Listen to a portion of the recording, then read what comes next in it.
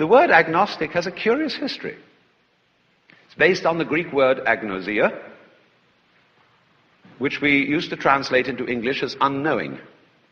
And there's a very interesting mystical treatise of the 14th century called The Cloud of Unknowing,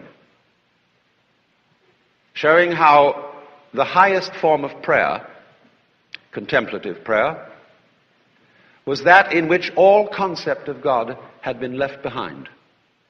Where, in other words, one completely let go of clinging to God. And this was the supreme act of faith. So that you don't any longer need an image, because this gets in the way of the reality. But the moment you insist on an image, then you have the church as a huge imperialistic vested interest organization. After all, if the church is the body of Christ, isn't it through the breaking of the body of Christ that life is given to the world? But the church doesn't want to be broken up. By Jove, no, it goes around canvassing for new members. See, the difference between a physician and a clergyman is this. The physician wants to get rid of his patients, and he gives them medicine, and he hopes they won't get hooked on the medicine. Whereas the clergyman is usually forced to make his patients become addicts so that they'll pay their dues. The doctor has faith in turnover. He knows that there will always be sick people, and the clergy also need faith in turnover.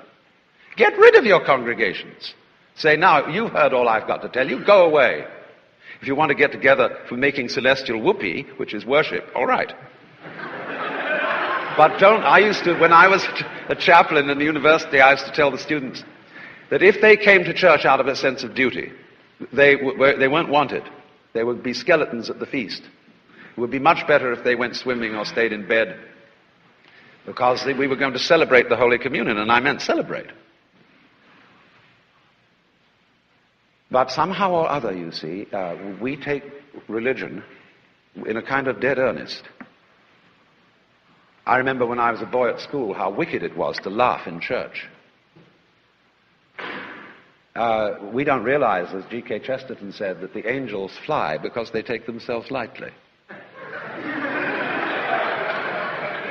And as Dante said in the Paradiso, when he heard the song of the angels, it sounded like the laughter of the universe.